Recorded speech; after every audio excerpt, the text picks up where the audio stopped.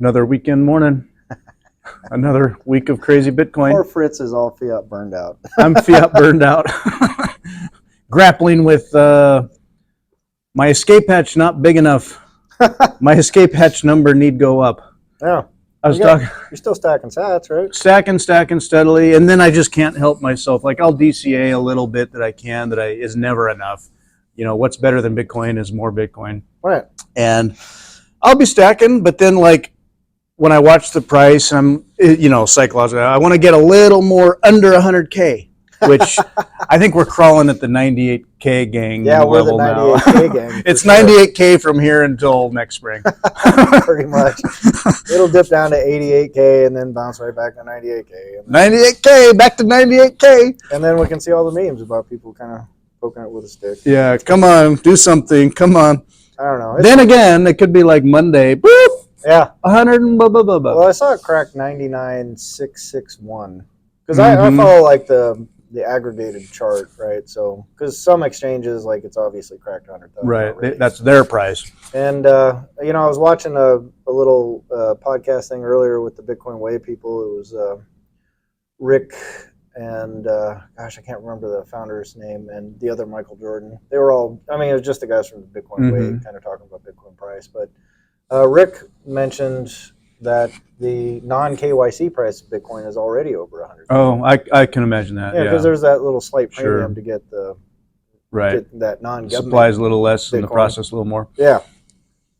But so we're already the 100K gang. It's at 100K. It's kind of a trip to think about, man, because like I've got a picture of a buy order I placed at 16. Just like I kind of once in a while I'll put that on Twitter, just like told you so. But I've made a few memes. I've just been waiting for the round number to pop to make them sort of relevant and pop. But I made one of them that in that scene in Blade Runner where Rutger Hauer's character, the android, is shutting down, and as he shuts down, and he's telling Harrison Ford his memories of I've seen things you people wouldn't believe. Oh. And it was kind of a funny take on thinking of back in the day when you wouldn't believe what people sent each other or zapped each other or did with Bitcoin, or you could just do this and that, and now, and it was like the stories I would tell my grandkids about Bitcoin in the early days. And it'd be like, I have seen things you people would not believe. Oh, yeah. Well, someone posted I can't remember who posted it on Twitter, but they said, yeah, that face you make when you think about the bag of weed you bought on Silk Road for 20 Bitcoin, Laszlo's pizzas. Yeah. All the little stuff. Troy Cross, who does a lot of the research and environmental type stuff, but about Bitcoin. Yeah. He has this funny story about having bought alpaca socks when they were one of the early products you could buy online, like through the company for Bitcoin, and he did it because he could. Yeah. And they're alpaca socks, and they're nice socks. And like now, like in Bitcoin, he bought those socks for hundreds of thousands of dollars or something. Oh, yeah. This is like, oh my God. Yeah, well, there's someone said, like back in 2018, I bought an apartment, for however many Bitcoin, 1,000 Bitcoin or 10,000 Bitcoin or something like that. Marty Malmy did that when when he was helping Satoshi build Bitcoin.org. Yeah. And it was sitting on thousands of Bitcoin. Right. And he bought an apartment, a nice apartment in wherever country he is. Yeah. For thousands of Bitcoin. Right. And now you look back. It's like, oops. And back then we all would have done the same. Probably. Whatever. Oh yeah. But dude, I would have sold Bitcoin for almost anything. I would have been such a baboon if I. if you'd have bought it in the double, triple digits and it hit thousands, you'd be like, shit. Like, I can cash out, whatever. Dude, I bought it in the single digits and I cashed out for a loss. Like, that's how it went down. You're like, fuck this. Yeah, 100%. I was like, this is a scam. God dang it, I got hustled here. Oh, man. Sell, whatever. Not even sell. I just deleted the wallet. Mm-hmm. Like, just bailed on it. But I still, to this day, I can't remember how much it was. 10 Bitcoin, 100 Bitcoin. Mm-hmm. I don't know. Something. But looking back, I'm just like, damn it. I have respect for the natural orange pill path where it doesn't percolate or connect with you for a while. Yeah. And I remember those early years for me where I was really, I didn't get it. Like I got it, but I was in total fiat brain and just like, ooh, buy, sell, ooh, Right. hustly a little bit. And in hindsight, it's just cringe. Like I was doing that, and Oh yeah. anymore, I think so. Total shift. I mean, for me, it happened a little while ago, but just to like any that you can get and hold and just keep forever. Where like that idea that I think it's in Poor Dad, Rich Dad, Poor Dad. That author, way into Bitcoin and master now, MicroStrategy. Yeah. Anyway, in that book, I think it says like basically poor people buy stuff, middle class people save in cash, which is kind of going poor. And then rich people, buy assets. And then the real wealthy people have with those assets, like investments, you borrow off those assets and live off that. Right. And I was describing that to literally my sister last night about Bitcoin, and she's just curious, like, what is it? And just sort of like what price would you sell, or well, what would you ever do with it? How does that make you rich? Unless you, of course, you're living in a fiat world, right? So how does that make you rich? Right. And I was like, who was it? Paper wealth. Daniel Hahn was on a Money Talk show. He was at Portland is for Everybody, and he runs a wealth management firm, a loan firm that will leverage your Bitcoin and loan off it, or using properties, other stuff. But it's this concept that you never sell your Bitcoin, kind of like the wealthy would never sell certain, like just simply properties or assets. Right. They'll keep it or have it in a trust, and they don't pay capital gains or death tax stuff on it if they just move names inside the trust or whatever. Right. But so they're totally tax benefited, but they leverage that to live off debt, and then they'll just pay a bit of interest on this loan. Right. And live that way, buy, borrow, die kind of a thing. Yeah. Yeah. And so that was sort of my concept. Like I'm not there, but the concept of generational wealth with Bitcoin someday would be like your family's treasury never sells that Bitcoin, but they leverage it as a an equity or something like as an asset. An asset, yeah. 100%.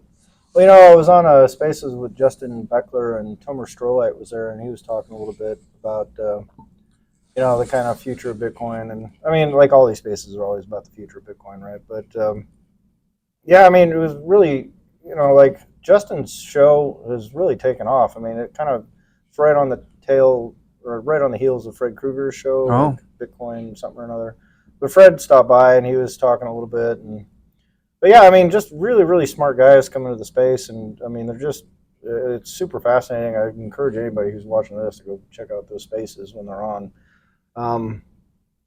But I mean, in terms of when you have that sort of inalienable property right, where you can just kind of hang on to it, it's like, I mean, I think Saylor talks about it a little bit. Like, if you owned like the Chrysler building or something like that, would you be going like, well, when are you going to sell your Chrysler building so you can make some money? Like it just wouldn't even occur to you. I mean, obviously you're extracting rents from it and things like that, but just the building appreciation alone is one of those things where you'd want to be hanging on to it. I mean, CRE right now is sort of completely upside down and broken, and there's like all those unrealized losses. But once the printer comes back on, it's all those losses will evaporate, and it'll be another big, huge bubble. But this time we're on the Bitcoin surfboard, and we're going to ride that bubble right to the top, right? I mean, we can talk about a Bitcoin national reserves. I still don't think that's going to happen, dude. Like, I just don't see that. I feel like it's. I mean, if we have a national cheese reserve, I don't understand how we couldn't. Okay, maybe kind of like for window dressing. Oh, we have a Bitcoin reserve now too. Cool. I see it as kind of a show. Meanwhile, what's the real fix? They're going to keep printing money. 100%. They're not going to be. It's not going to be a big paradigm shift at the federal level. It's just going to be like, oh yeah, we got a cheese reserve, we got an oil reserve, we got a Bitcoin reserve. Yeah, I thought Biden drained the oil reserve, but yeah, I think we did. Yeah, but I mean, in terms of like, I don't know if there's a sovereign around that would ever tie their monetary policy to a legitimately hard asset that's auditable. like I can see them tying it to an asset that they can cheat with, like gold, Mhm. right? Like you can cheat how much gold you have. Like how much gold is in Fort Knox? None. No idea, right? Who knows?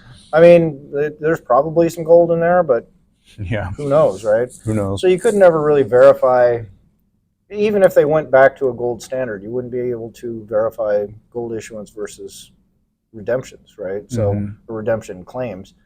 So I mean, it would be upside down immediately, and the same thing happens with Bitcoin. If they made it a treasury reserve asset, then and then issued notes against that, like that can't work. Like it'll never work because if you could verify paper issuance as 1-to-1, then you would effectively have Bitcoin again, right? Yeah. So Yeah. why would you ever need? Why do that? Or, Why bother? Yeah, exactly. Just trade use the sats. Bitcoin. Yeah, exactly. Mhm. So either they issue notes against, and there's no way to verify it, or at least no functional way to verify it that's not subject to some sort of sovereign manipulation, or they just use BTC, right, and sats. So. Mhm.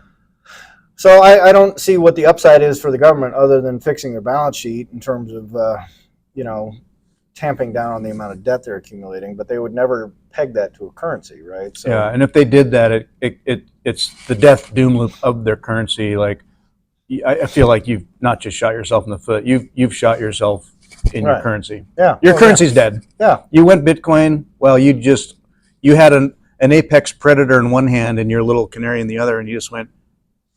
Yeah. Just All I got now is my monster. right. Exactly. So exactly. our canary's gone. We now are a monster. Yeah. Well, I mean, they're A just good monster. subject to the non-sovereign entity, right, which is Bitcoin. So, Yeah, owned by Bitcoin. yeah, and I mean, I think the world would probably be a better place if that's the world we entered into. I mean, I think it's probably an inevitability that everything gets priced in sats sooner or later. Eventually. But in terms of the near term, I think it's going to be a fiat world with a Bitcoin on the balance sheet kind of thing. Mhm. And that I don't think it's going to be. I think it's going to be net positive, really. I mean, Mhm. like if you just think about what kind of a cool world we made out of debt, like fiat debt this whole time, it's pretty awesome. I mean, like if Yeah. you live a middle class life in America or Western Europe, life's pretty good. It's not nothing to sneeze at. I mean, Mhm. yeah, you got to go, slave away at your fiat job for a little bit, but for most people, I mean, the difference between having to raise your own vegetables and sew your own clothes and just like showing up at the office and BSing over email and hanging around the water cooler, I think the water cooler is probably a preferable. I mean, it's probably healthier to go out and raise your own vegetables, and sew your own clothes, and churn your own butter and all that kind of stuff. It's work. But it's work, man. And as you get older or whatever, it's like, or you get injured, like, can you keep doing that is necessarily physical right versus, some of our soft jobs that provide services or they're just BS jobs. intangibles. I mean, they're not. 80% of jobs could go away tomorrow and nothing would change in the world because most people just aren't doing anything worth doing. Mhm. So I find like Argentina's change to be an interesting, I don't want to say experiment, but we're all witnessing a huge, large shift in a very large country. yeah, And just how that plays out. Had Satoshi Argentine peso parity. Yeah, I saw that. Yeah, you posted something about that. I mean, that's the thing. Argentine peso, Satoshi sats parity. In my head, it's just like a matter of time as that becomes equivalent to other currencies and other currencies USD. and when dollar. Yeah, $1. When dollar. So when you're stacking sats, just price it in dollars, man. Like if you're sitting around on 10 million sats, 10 years from now, you're going to be doing pretty good. If you've got FOMO and you're like, oh, I only have 0.01 Bitcoin or 0.1, wherever you're at Bitcoin. Quite a while ago, I switched like in the Strike app, I'll just switch it to number of sats and I'll just look at the sats and in my head, remember that I've got more digits because that placates my psychology in terms of numbers. Right. Knowing that, anyone's going to feel like, could have more Bitcoin, don't have enough Bitcoin. Or you're looking at a fraction versus decimals versus millions or whatever. Yeah. Well, that's the thing. Like right now on Strike, I'm walking around, I'm probably carrying 260,000 sats or something on there, right? Mm-hmm. And I don't even think about it. But like, if you really step back a minute, you go, if that were dollar sat parity, like you're walking around with $250,000, dude. Like, what are you doing? Like, it shifts your perspective. Like, when get it onto cold storage now, or whatever. or yeah. Anyway, I'm thinking of that. I bought some of the solo Satoshi miners. Oh, nice. I bought some miners. Oh, right. Good for you. You've inspired me. I've been meaning to do it and get. It's kind of my next step is just little solo fun mining. Yeah. And playing with that. Anyway, so they had a good deal like a few days ago. I saw a deal that if you paid in Bitcoin, you got a significant discount. Oh, nice. And part of me is like, I never part with my Bitcoin. Yeah. But what I did was basically, okay, I will buy in Bitcoin and get their discount. I buy, nice, easy, quick, boop, on their way. Immediately bought more Bitcoin. So I'm buying with fiat, but I went through Bitcoin because I just didn't want to part with any Bitcoin. But anyway, so I paid in Bitcoin, and then I just Well, now you got to pay Uncle Sam for your 30% capital gains tax, man. Sure. Ugh. It's on Lightning, so, well, it was over Lightning, so, but yeah. Yeah. There's that, but I was happy to buy in Bitcoin and significant discount. Like they normally go for $170 something, $175 maybe dollars, I think. Yeah. And if you bought in Bitcoin, they were like 110. Oh. $110 for one of those ASICs. Their ASIC Gamma, whatever it is. Nice. So I was like, that's a good for deal. You for joining the mining. Yes, Group, mining. So, speaking of mining, my FutureBit died. Right, they were going to replace it. No, they replaced the power switch and sent it back. Those guys are awesome, man. Really, really good guys. I mean, it took a couple weeks to ship it over there and wait a little bit and then have them ship it back. But they sent it back FedEx like 2 days or something like that. So got it back, plugged it in. Had a couple little issues like getting back into it because like the password I had set didn't work anymore for some reason. So ended up flashing a little SD drive and then kind of got in and plugged everything in again and yeah, off and running. But I'm back to mining. So you're running cool. Yeah. Excuse me. So there's a free plug for FutureBit. Those guys are awesome. Awesome little miners. You can mine your own node. Yeah. Cool. It's the way to go. I mean, you can be a node runner, a miner, and a hodler all at once just by buying a FutureBit. And that feels so good. Yeah. The psychology of Bitcoin too. You're always like, I'm late, or gee, if only whatever. By getting off zero, that's one little okay. By stacking DCA, whatever, that alleviates the psychology of FOMO some. By running a node and learning like that, you feel like you're just got a little more skin in the game. You're contributing. You're part of it. You're Bitcoin community. Mm-hmm. Running a miner too is just one more little thing where like, do you expect to win the lottery? No. But are you playing and participating? Yes. And so you're just in. You feel better. Well, the bigger thing is you're helping decentralize mining. And you're decentralizing. And that's one of the things I really love about the FutureBit guys is they talk about that a lot. And one of their miners actually hit the solo block. Yep, that happens every once in a while. Yeah, but I mean, when you see the FutureBit thing go by, it's like, ooh, because that's not part of an ocean pool or something like that. It's not pooled mining. This was a legit solo block found by a solo guy to his node that printed to the chain. So that's awesome. But we need more of that. Like, it's huge. It's so important that people get into mining, and especially like you hardcore types, or people that claim to be hardcore types. If you're not running a miner, you're not really hardcore, are you? It's so easy. Well, I should say easy in the sense of kind of plug and play, log in, configure, but not that hard. Yeah, well, FutureBit takes all of that out. Like, they just make it is legit plug and play. You just go in, you go, do you want to do this? Yes, yeah. Enter a wallet address. Boom, hit go, and it goes. And now I get to play, speaking of lotteries, I get 1 in a million chance to hit a block every 10 minutes. I know. Hey, every 10 minutes, it's 1 in a million, but you're not buying stupid lottery tickets. Right. If you're the kind of person that's out there buying lottery tickets, like the electricity to play a lotto every 10 minutes is way less than buying lotto tickets. So just hop on that lottery. And it's not, the payout is pretty good. 3 Bitcoin, 3.125 Bitcoin. Yeah. You'd be doing pretty good. Yeah. Could you imagine? You would have won the lottery. Yeah. Oh, yeah. Change your life. Yeah. Just open up your wallet. What? Where the hell did that come from? I know. Can you imagine? Sweet. Yeah. So, rock'em sock'em robots kind of thing. But I'm looking forward to more of that for myself. Yeah. Well, FutureBit, you can daisy chain miners. I mean, I don't know. Once I get my super secret project out, my next goal is to set up like an actual legit mining rig, just for me, not to pool it, not to be part of something, just have my own little solo mining rig. Like I would like to get it to a place where I could probably reasonably hit a block within 6 months to a year. That'd be awesome. And just let that run. Oh man. And just let it cook. That's away. all you would ever need. Dude, you're done. I mean, you're totally retired. I want to be a Bitcoin bum. Like that's where I'm headed right now. Like I just want to be, The dude abides. The dude abides, man. What are you doing? Why rushing, man? The dude abides. Hey, there's a beverage here, man. You'll have a center rug that just ties the room together. Yeah. That's all you need. And peed on my rug, man. Yeah, I mean, it's. We'll see how it all goes, but yeah, being out of the fiat world is nice. God bless you. Well, we'll see. I might be living in my car in a couple of weeks, but I don't know. Yeah, but I mean, so far so good. I was talking to the guys in BTC for Dummies space this morning. And they,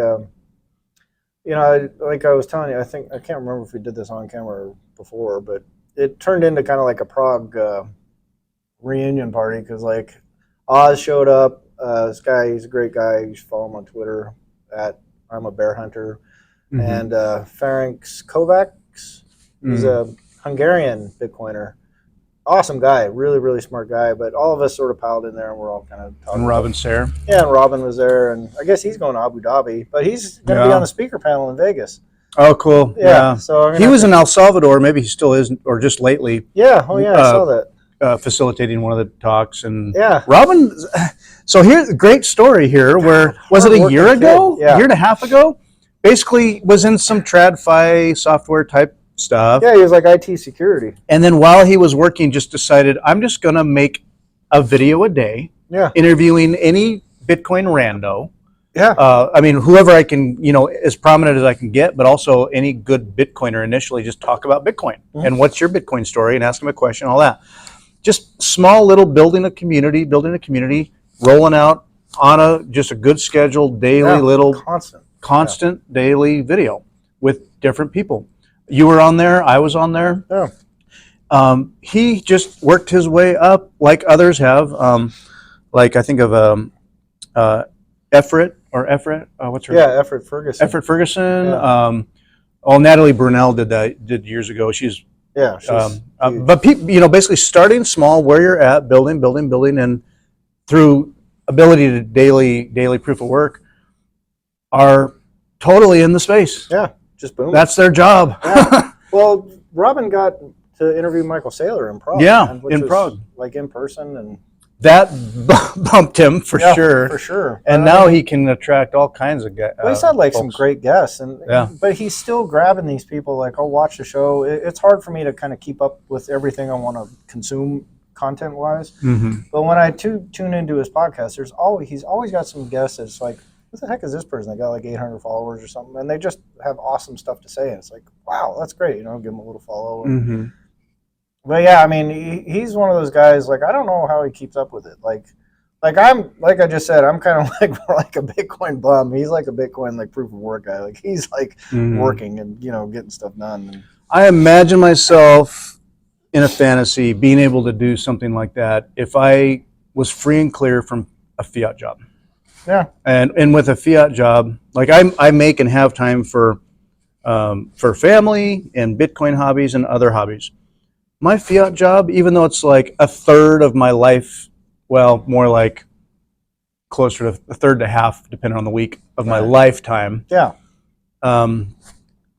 It's mentally more consuming than that because like I was telling you, like just driving home from work on Friday after one hell of a day and just right up to the end of the day.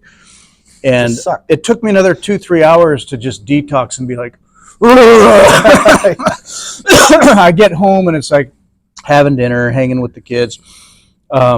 We have visitors over and then it's just like, oh God, get that out of my head. And then middle of the night, I get a call on a guy I supervise arrested in Portland. Oh, okay, thanks.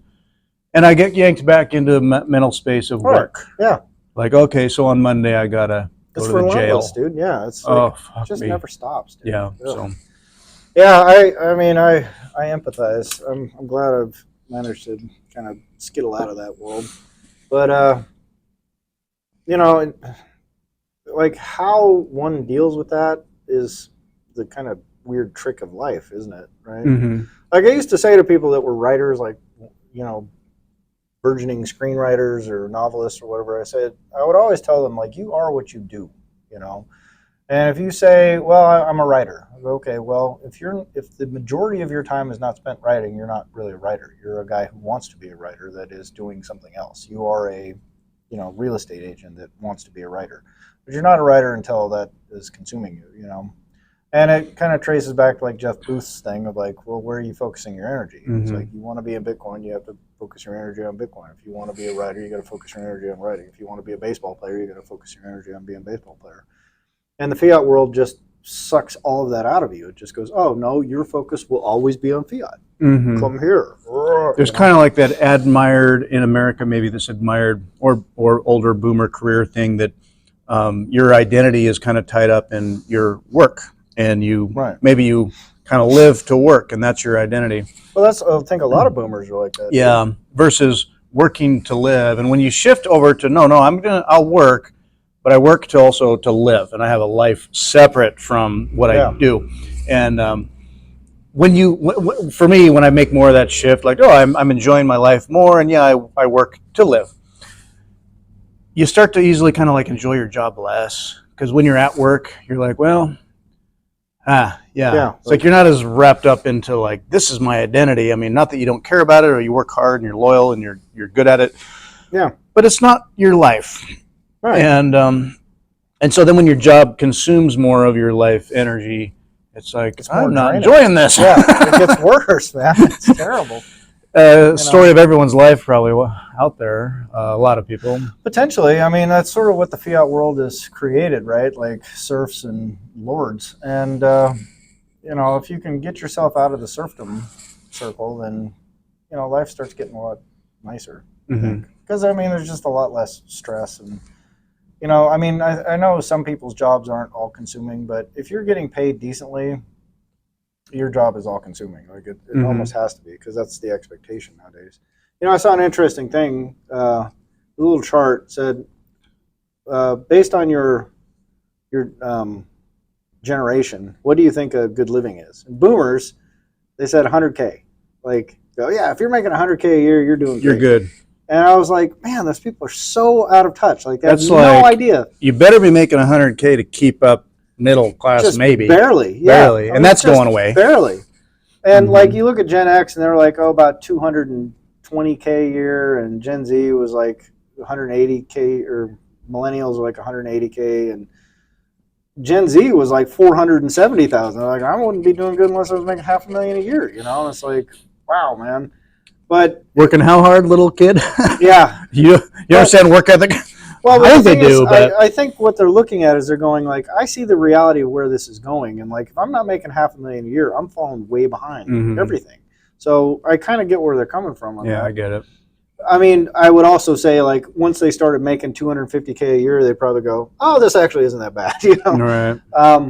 But just to hear.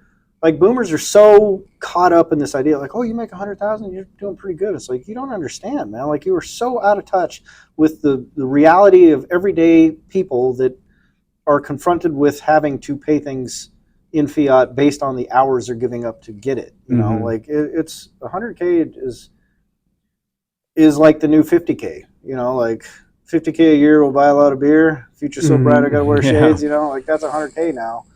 Yeah. Really? Bare minimum.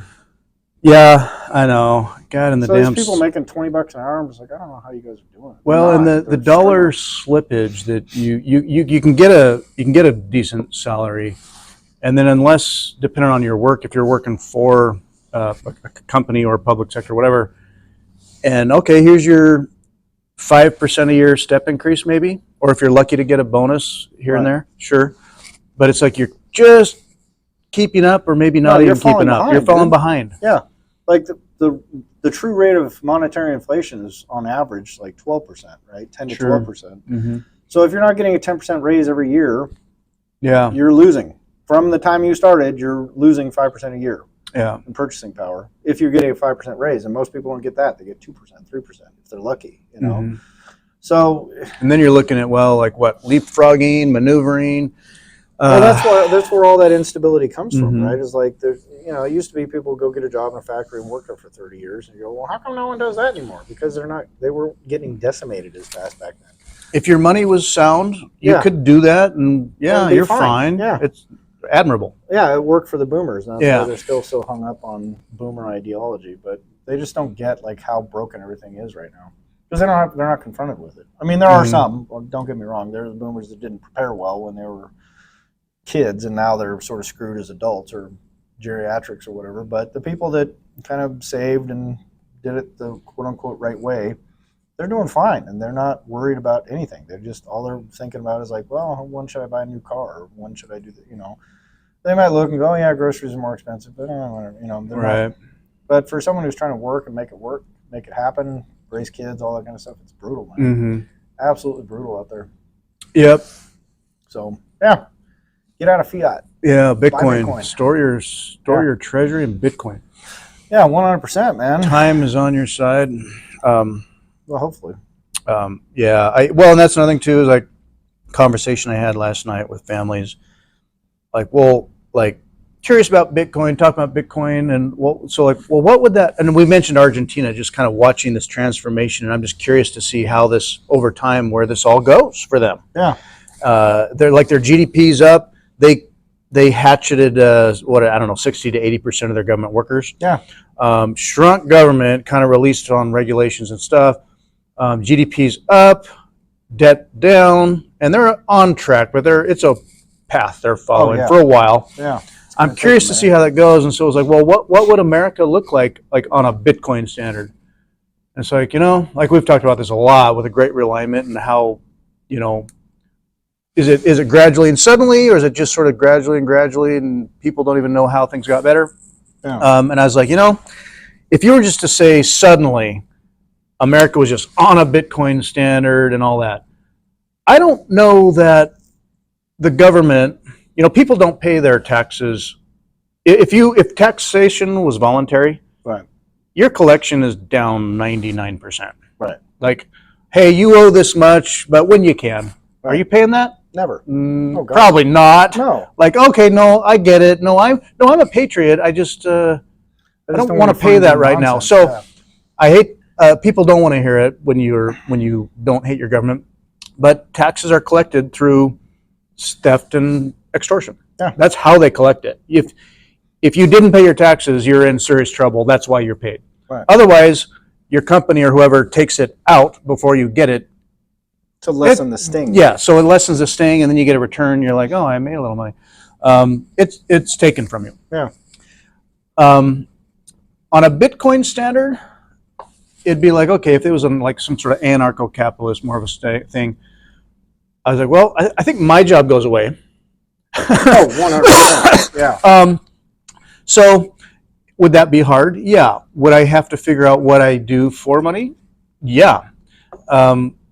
That wouldn't be straightforward, but there's not going to be the money that people are going to just send to central authorities who burn a bunch of it and then percolate out some of it at waste for people to have kind of bullshit jobs and also just like have services and also rubber hit the road.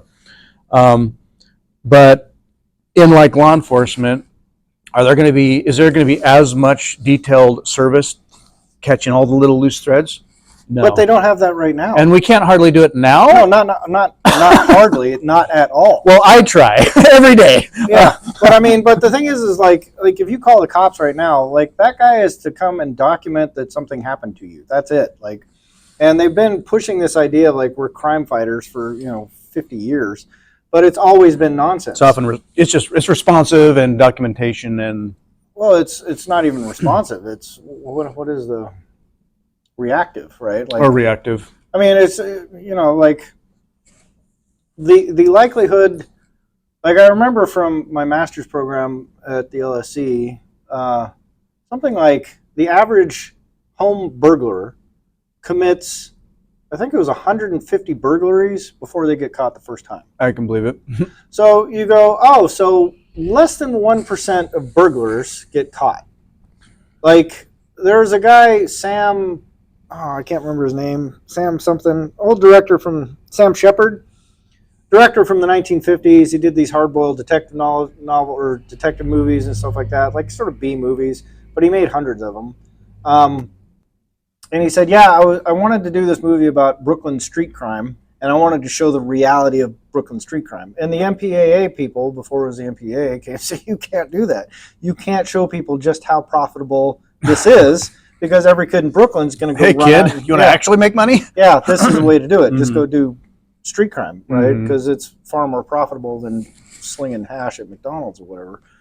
So, I mean, obviously, if you flooded the market with criminals and that, those premiums would come down. And the thing is prisons are chock full of dumb people. I mean, like, something like the percentage of the American population that's below an 80 IQ is like 10% or something, like 8%, somewhere around there. The percentage of people in prison that are below an 80 IQ is like 40%. Having worked in a jail and then in other areas, anecdotally, that's been my experience where, man, in order to translate and communicate and have rapport, I'd show up to work and it was like troglodyte brain. Yeah. And it worked. Yeah. And it was appalling, but it was like, changed my mind because, man, if I was my normal cerebral whatever self, it didn't translate and I was clearly a goof. Yeah. Oh, yeah. Like, people just don't get it. Oh, it was. Yeah. Yeah. And so, like, the way we've got this all set up, like, in terms of cops and their effectiveness and all that kind of stuff, like, these people are not great at what they do, despite their, like, I'm out here busting bad guys and all. Like, no, you're not, dude. You're going around, like, chasing nonsense for the most part. And if you go to, like, Los Angeles right now, like, if you work here in this little ding-dong town and you get a call as a cop, like, you can go to the call, right? Mm-hmm. If you work for the Los Angeles County Sheriff's Department or the LAPD or something like that, you get into your car and then you've got a wait list of like 40 incidents long. Yeah, next call. Yeah, you're a FedEx driver, dude. You're just literally going to address. What happened? Okay, when's the last time you saw your shovel? Okay, what color was the shovel? Do you have any camera footage to show? Okay, here's my business card. Yeah. Get in the car. And stolen cars. Address. They're not going to, well, I just saw it driving that way. I mean, okay, well, after your report, you might drive that direction. Right. You're not chasing it down and trying to catch the car. It's like, well, if and when we find your car abandoned somewhere, we'll know who to contact. Here's your paperwork. Right, yeah. That's it. Here's a report. We took a report of the thing that happened to you. Sorry about that. See you later. So it's funny. I had to say funny, but in hindsight, it's funny. Many years, like 10 years ago, I had my car stolen in Portland. I had it parked at the airport. I was gone for a few days, came back, car's just gone. You're shitting me. No, it was, and they have cameras and all that stuff, but they're not doing a big old investigation on the fact that like several cars every week get stolen out of their lot. Right. And a big old, whatever, our airport lot.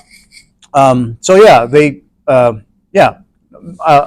Toyota 4Runner I loved and had tailored a little bit, and it was my bounce around everything rig. Yeah, gone. It was just gone. It was my like, that was the only ride I had in my life. I was just like, yeah. And so it hurts.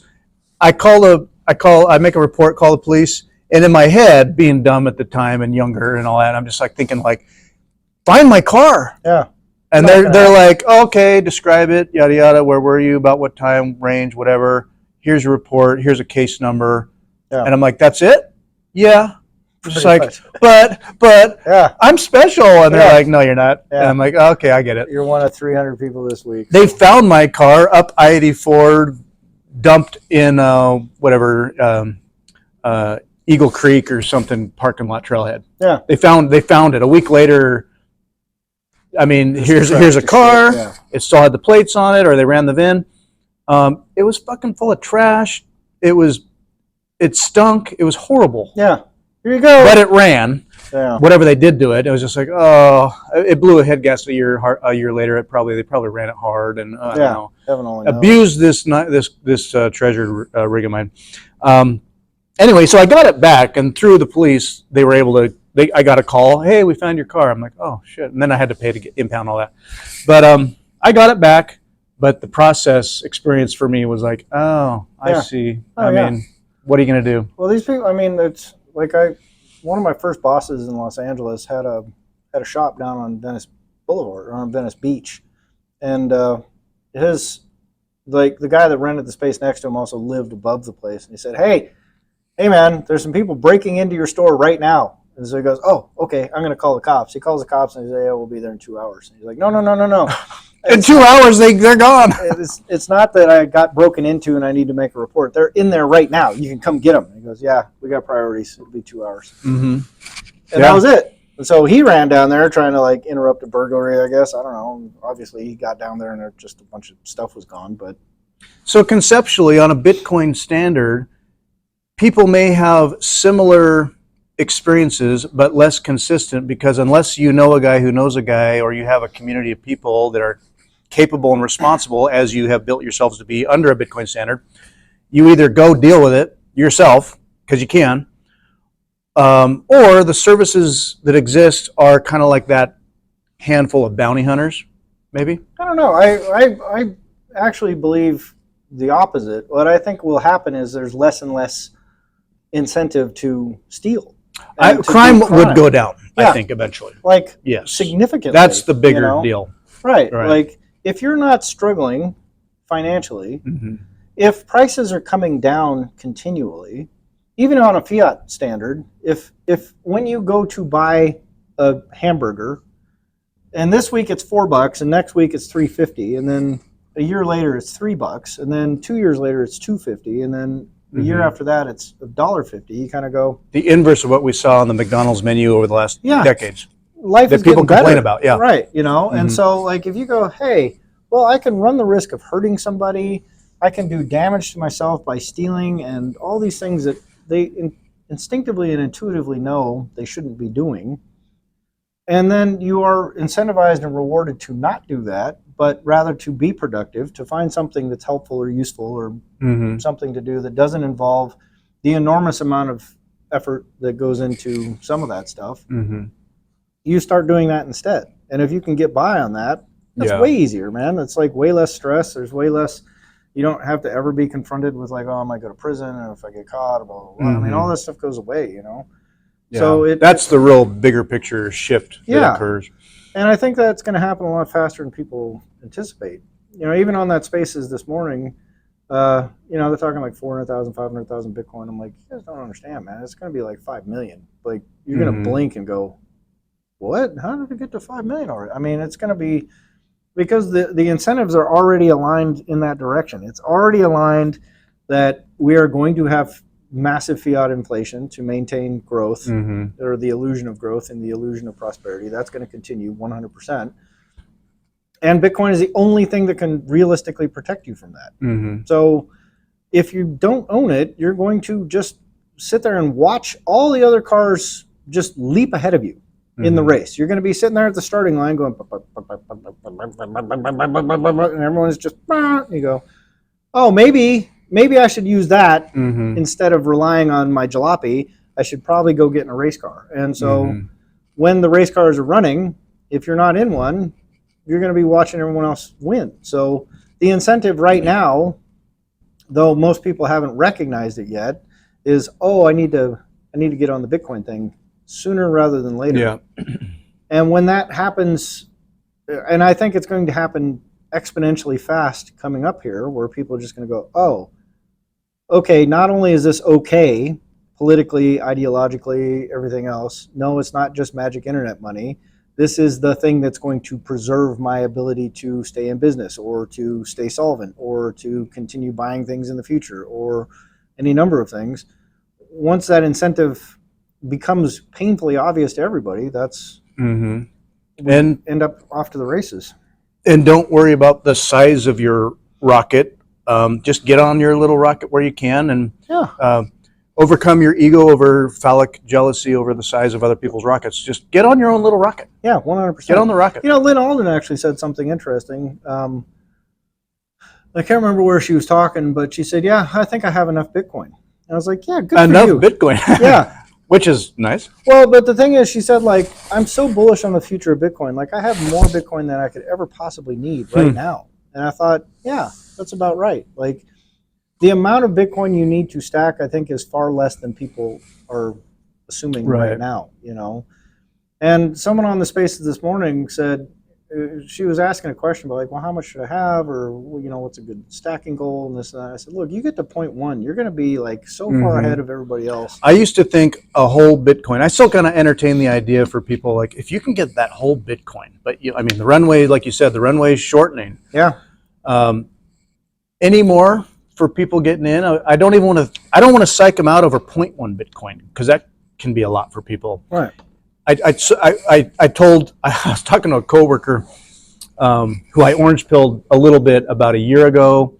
A lot more progress just this past week, and for me, I was just like, okay, for when I'm talking to people about it, it's like step one, just off zero. Yeah. Step two, 0.01 Bitcoin. Yeah. That's kind of an achievable goal for most people. Oh yeah. Might take a little time, but just monthly, a little bit, what you can. Yeah. Maybe that takes you a year. I don't know.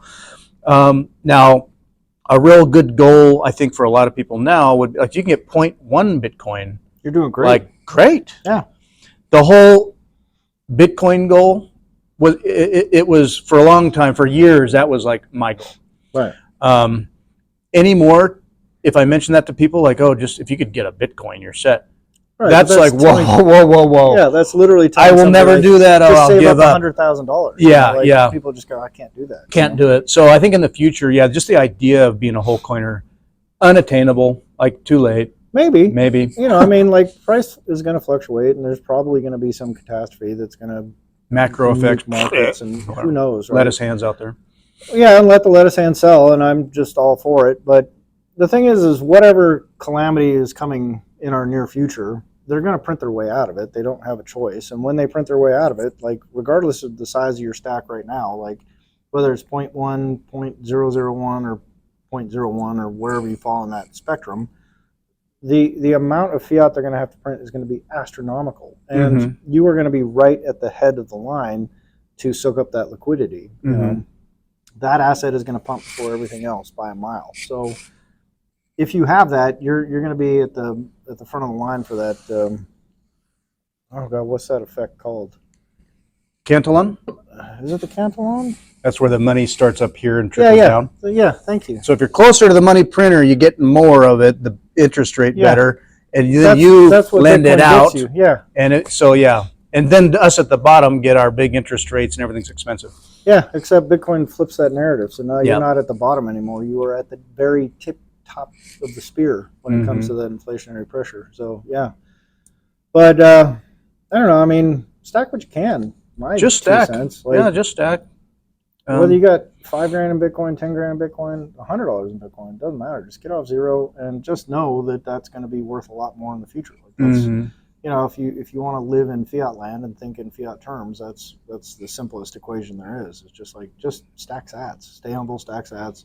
All those little tropes have, you know, a deep meaning. Yeah, I have to remind myself of that occasionally. I just because I go deep in my rabbit holes and I psych myself out. I'm like, oh, if only, or oh, can I do more? I can't do more, or maybe I can, but differently, or whatever. When I orange pill to to various extents today, family, coworkers, friends, whatever. When I orange pill too, often what I get hit with is complete. I missed out. Right. Oh, you not judgmentally like, oh well, you got lucky, or oh, you're so smart, you got in early. I'm like, no. Oh. You right now are lucky and smart. Yeah, get in early. Like you could say I was, because I was ahead of you 4 years. Yeah. I said, talk to. So you feel like you're FOMOing or whatever, but if you mention it to your family, your friends, what are they going to say? They're going to be like, oh, really? Huh? Oh, no, I don't understand it. Complicated. Oh, I don't know. I could also buy Beanie Babies. Realize how ahead you are. Yeah, right now. Being late. Exactly. You're not late. We're all early. All right.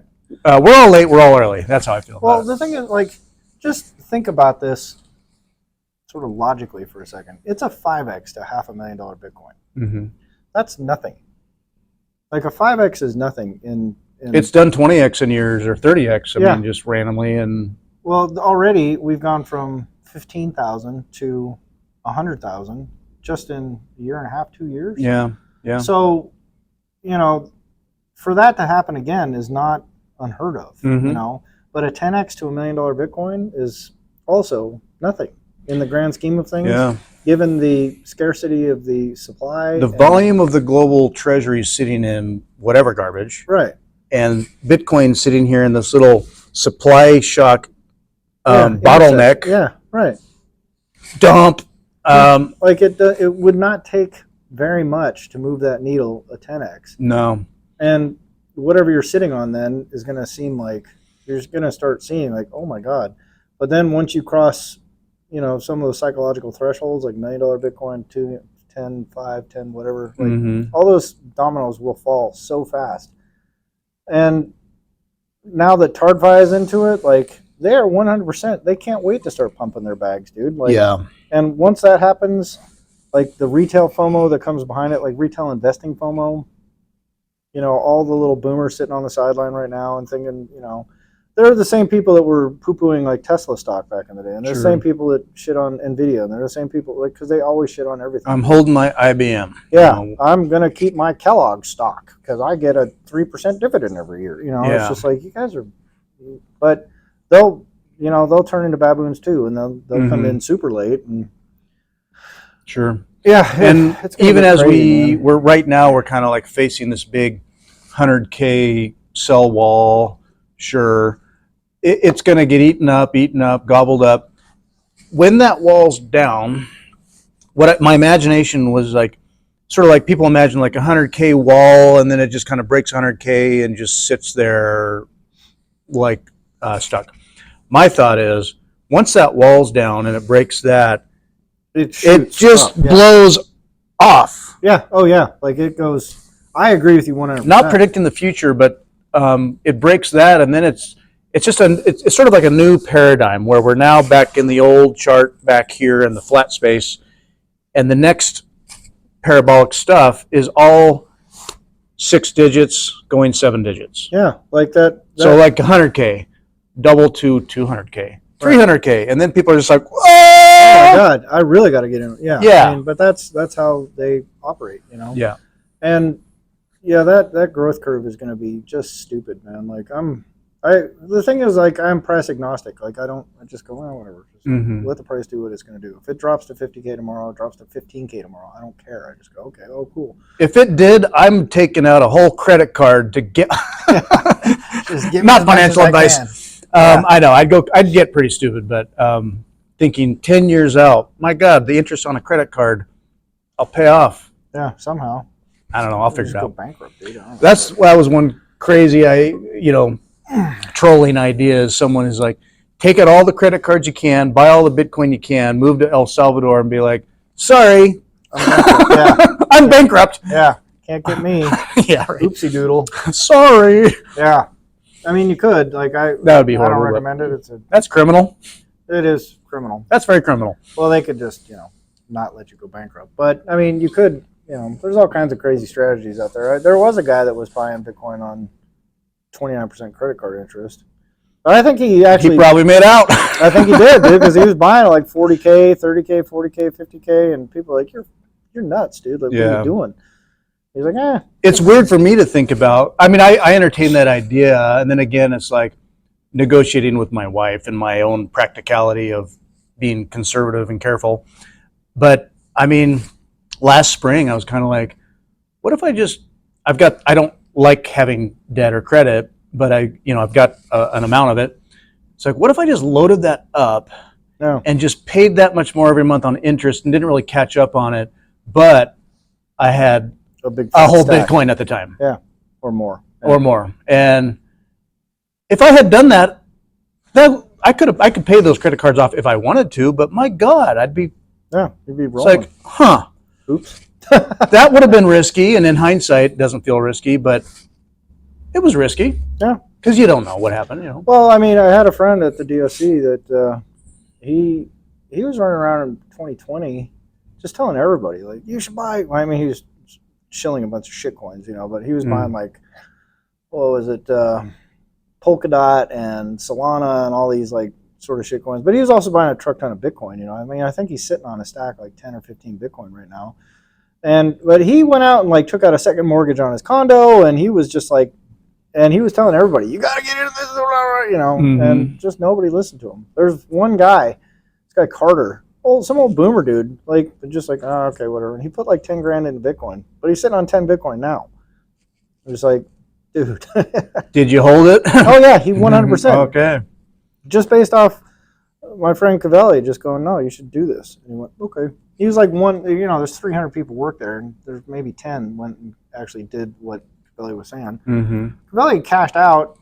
I mean, he still got he kept his Bitcoin solely. He was sort of speculating on shit coins, and then, but he was buying Solana at like $1 or something, you know, and today it's like 263. So, I mean, the guy just, he cashed out, and now he lives in some big, huge house down in Texas, and yeah, doing great. Yeah. But he's sitting on a bunch of Bitcoin. I remember talking to him in the mailroom and going, "Oh, you should sell that, man. It's a scam. It's a hustle." He's like, "Are you kidding? It's going to go to $1 million a coin." I was like, "Ah, what are you like?" I was such a dick, but, you know. But looking back on it, I'm like, man, Cavelli really had it. Yeah, I know. I think about myself years ago when I first heard of Bitcoin. I think it was like 2012, maybe 13, and my introduction to it was around sort of the Mt. Gox stuff, and I was just like, I'm not into like sports or NFT, Magic the Gathering, whatever that is, and some electronic cash that people can trade tokens about, and I was just like, I'm not into games. Right. Yeah. So it sounds like another game, and I'm not a gambler, and I didn't know what it was, and yeah, it took me a while. I was late, and we're all early. Well, that was like my law professor. Like, I think it was 2016. I was in one of my law classes, and he came in and said, I think I just became a millionaire. We're all just like, what are you talking about, dude? And I think he had bought, I can't remember the exact numbers. I think he had 2,000 Bitcoin that he had bought early on. Damn. And he put half of it in Mt. Gox, and the other half he had sitting on a wallet on his computer. And then Mt. Gox went kaboom, and he went, oh, man, I just lost like $1,000 or something, or $2,000 or whatever. I mean, maybe he put 10 grand into Bitcoin. I can't remember what, but it was just a speculative little play. And so he just forgot about it. He's like, well, I guess I lost my money. Whatever. That was dumb. Yeah. And then Bitcoin was hitting like $1,600 a coin or something like that. And he's like, you know, I feel like I had... I had a bunch of that. And he said he fired up this old like laptop or some old like Mac computer he had sitting in the closet, booted it up, looked, and was like, oh, you know, there's like 1,000 Bitcoin. How many people have done that? But he turned around and just dumped it. I mean, he sold it for like $14 million. Like he was just like, nope, I'm out. I'm done. God dang. Bye, you know. And I remember thinking at the time, like, Christ, dude. But even he would say, like, there's no way I would have held it until now. It's just that I forgot that I had it. Is the only reason. I'm sure he's looking at it now, just like that thing I sold for $1,600, I could have sold for $990,000. Like, oh God. But still, I mean, if you just wake up one day, turn on your computer, and realize you're $14 million richer, you go, yeah, that's pretty good. You know, like, I'm doing all right. I mean, you know. Yeah, thinking of the. But he's going to get his Bitcoin back now from Mt. Well, yeah, I think they made payments last summer. They're starting to they're starting shit out. Yeah. You know? So he's probably doing really well. I think now. it's at the price at the time that they're whatever they're doing, but yeah, they're paying people back. When I think about, you know, you buy and hold, you never sell, you lever if you live off debt, whatever it is. What do you think of the whole MicroStrategy rinse repeat cycle going on? That's blowing up. I have no idea, dude. Like I hear a lot of people sort of speculating on MicroStrategy, and there's a lot of folks that are kind of jumping in, and there's that sort of back and forth with the Bitcoin camps about whether or not this is a good thing or not. And I just go, I don't care. Like, yeah, maybe your fiat bucks will go up a whole bunch if you own MicroStrategy. I just buy Bitcoin. Yeah, I don't like the counterparty risk as much as I love and trust Saylor. It's like, I don't know. Adam Beck is in on it. You know, he promotes Master, and which, I mean, he can afford to. You put a little in there, sure, hedge or whatever. But I'm looking forward to Matthew Cratter, Bitcoin University. He's going to put out a video. One of his upcoming videos is going to be all about that. Oh, nice. his video today was about Bitcoin or Bitcoin stocks, and he went into people who you may own Bitcoin, but you may also want to diversify in Bitcoin space, and so you invest in miner stocks and the ETFs or whatever. He didn't touch. He only mentions MicroStrategy's deal, and he says I will have an upcoming video soon about the whole master stock considerations about that. My sense is that he's not into that because he's just Bitcoin. Just stick to your Bitcoin. Yeah. 80 IQ is fine. Right. Stay humble, stack sats, don't feel like you're missing out. Right. I'm basically of that mindset. At the same time, part of me is like the little greedy fiat part of me wants to get in on the extrapolated version of growth cycle gains on Bitcoin. I want my gains, bro. I know. I don't know. For whatever reason, I think because I spent so much time like noodling around with shit coins, that today it's just like, it literally has no appeal to me whatsoever. Like, oh my God, look at all, I bought X number of puts or calls or options or whatever. I'm just like, you're just literally, yay, woo! And I just go, it's so much easier to not do that. Yep. And to just go, I know that what I'm doing right now is going to be the best possible returns I can get. Like, if you stack a bunch of fiat bucks and then you get nuked in one bad trade, it wasn't worth it. Mm-hmm.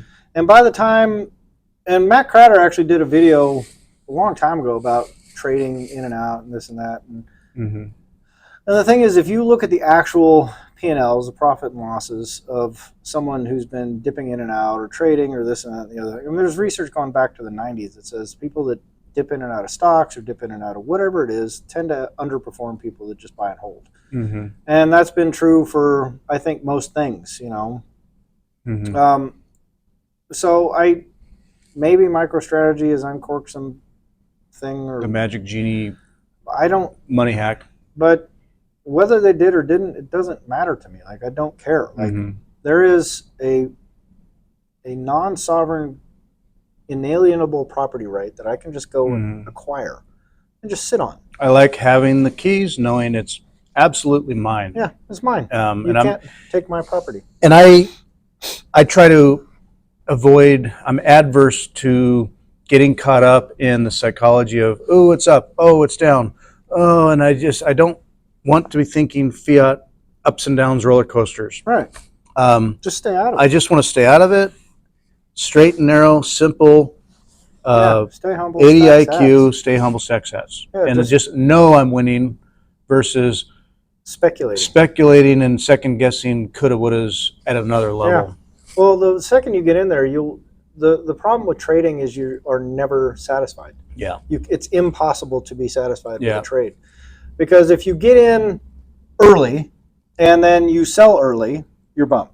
And if you get in late and sell early, you're bummed. And if you get in and sell at the perfect amount of time, you wish you would have bought more. Yep. And if you sell it for a loss, you're bummed. And I mean, I was just going to say no outcomes. You always feel down about coulda, woulda. Coulda, woulda, shoulda. Yeah. Like, I should have sold sooner. I should have sold later. I should have bought more. I should have bought less. I never should have done. I should have done. Blah, blah, blah, blah. But you will always be disappointed. Like, there's never a time when you're like, I did everything perfect. I went all in. I sold at the exact Pico top, and now I'm super rich and I don't think about anything. There's always going to be some other little thing, other little wrinkle in there. But the overwhelming likelihood is that you're going to buy at an inopportune time. You're going to sell at an inopportune time. And by the time you pay your capital gains taxes and everything else, you're probably right around break even, or maybe a slight loss. Yeah. Like, and reporting to the IRS, all this stuff. Well, when I was trading, I was going in and out. I'm like, oh yeah, my Bitcoin stack is getting better. This is working. I'm doing great. And by the end of it, when I had to do my taxes and I had to file 300 pages of taxes and all this crazy nonsense, I went, I marginally outperformed Bitcoin by like a percentage or two. And I massively complicated my life for the whole time. You learned a lot. I learned a lot, and I would have been so much better off if you then just add in the amount of time I devoted to it. I was way under. Like I could have easily recouped that time. I would have been better off just playing video games and stacking sats, Yeah. like by a mile.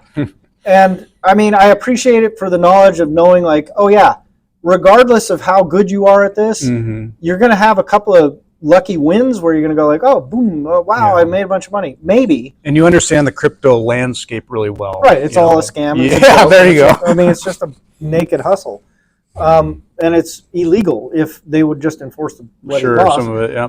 Not some, all, like 100%. Like these are all investment contracts, 100%, undeniably, unmistakably.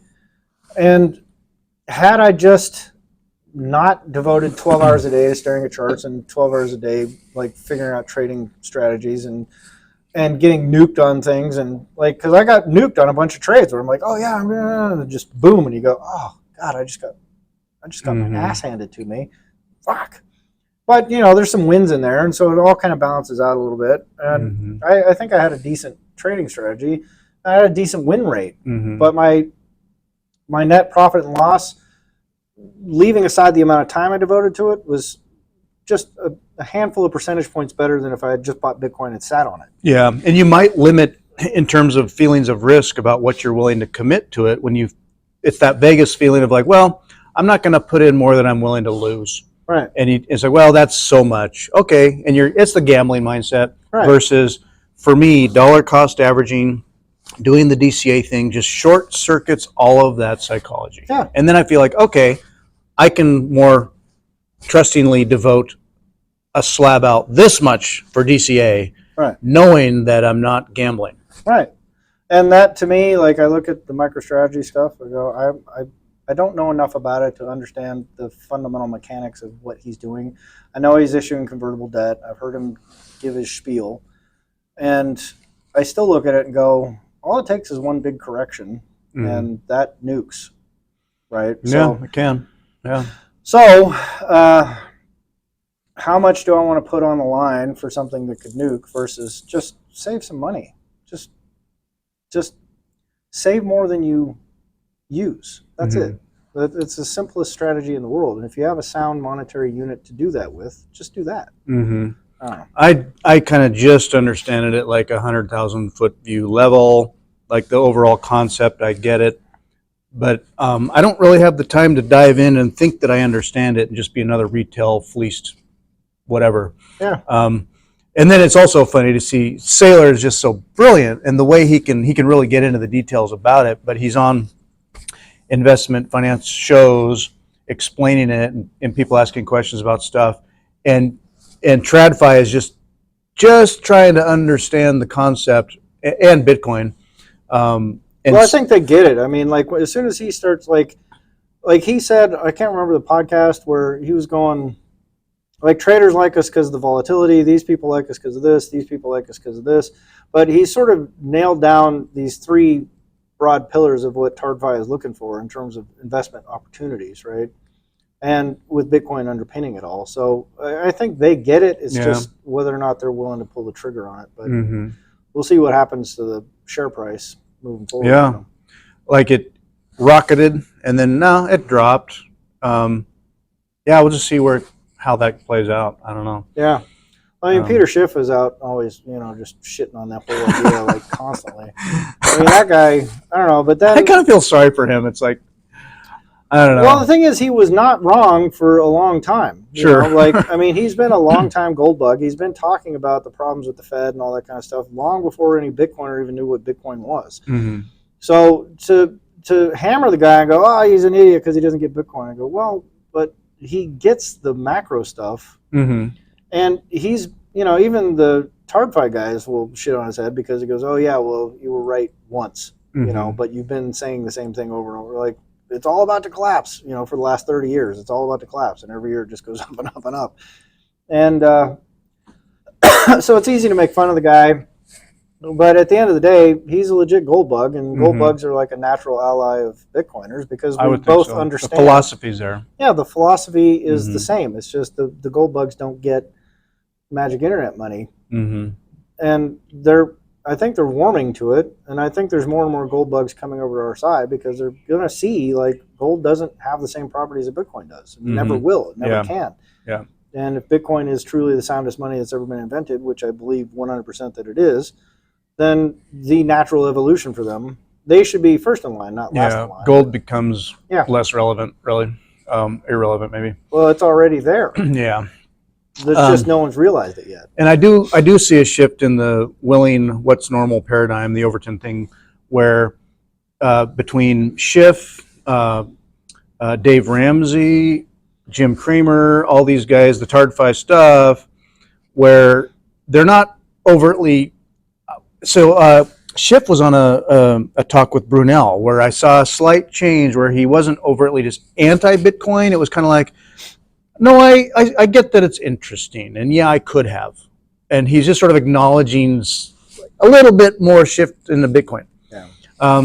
Kramer, I mean, I totally believe in inverse Kramer. Dude. Yeah, well, he just said you should buy Bitcoin. So I was like, oh. So yeah, when he said, yeah, buy Bitcoin, and then he quickly later said sell Bitcoin, but when he said buy Bitcoin, I was like, oh shit, and then it didn't hit 100K, you know. I was like, yeah, there you go.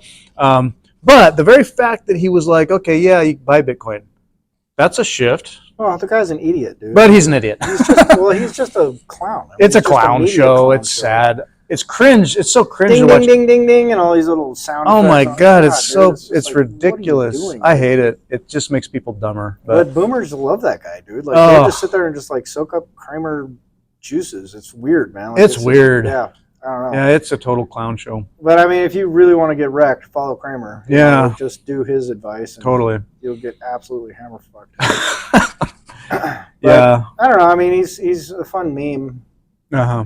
You know. But every time that guy opens his mouth, it's just like, please don't say anything good about Bitcoin because you're stay out of Bitcoin. You're just toxic as shit. Yeah, it's toxic. So, but who's the Dave Ramsey guy? That guy is just another.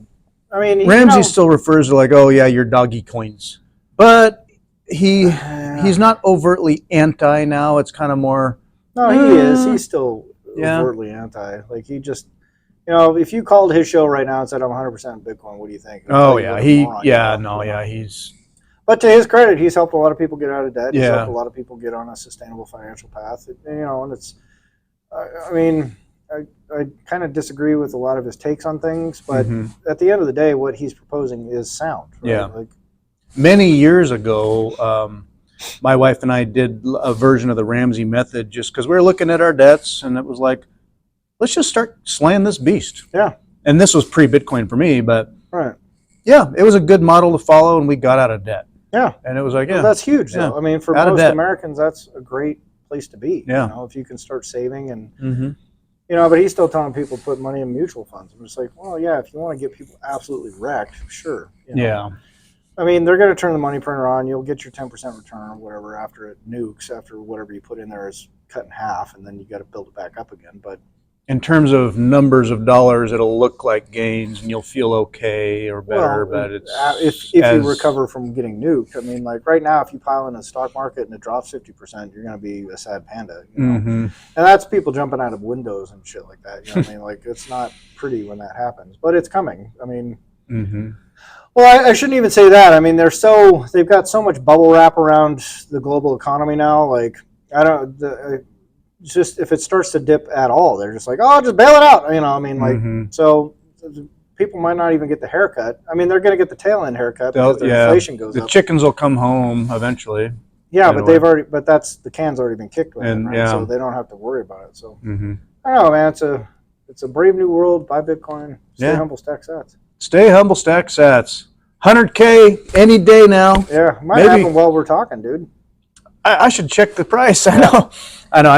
That's one thing too. Is we had firearms training at the range. It was a night shoot, so 5 p.m. to 9 p.m. out in the rain and in the dark, and then just our regular trainings. And as the price is 97, 98, 99, and I'm out on the range, and the last couple of days, I'm just like I'm checking. I used to check the price every day, or maybe a few times a day. A few hours maybe. Jeez. Lately, and because I couldn't help myself sometimes, or especially if I buy a little and I just want to see kind of how psychologically I'm doing. Last couple of days, about every hour, I'll just be like, quick check. Because, did it cross this psychological threshold? Yeah. Big round decimal number. I cannot help but be checking the price periodically just to see if there's a little paradigm shift on the numbers. Really? I can't help it. I don't know. I'm actually been surprised with myself because I've been quite the opposite. Like, I'll log into Twitter and I'm kind of looking around. People are like, oh, nice. I'll go, oh yeah, the price. Oh, I wonder, huh? Like, and I'm seeing people talking about the 100K thing. I'm just kind of like, like, I like Samson Mao stuff. Like, he always like 0.1 million. Yeah, but I don't know. Yeah, it's all good. It's all good. Is good, but stay humble, stack sats is better. Yep. Stay humble, stack sats. Don't psych yourself out. Yeah. Price don't matter. It's okay. Yeah. Well, anyway. Cool. Bye, everybody. Bye, folks.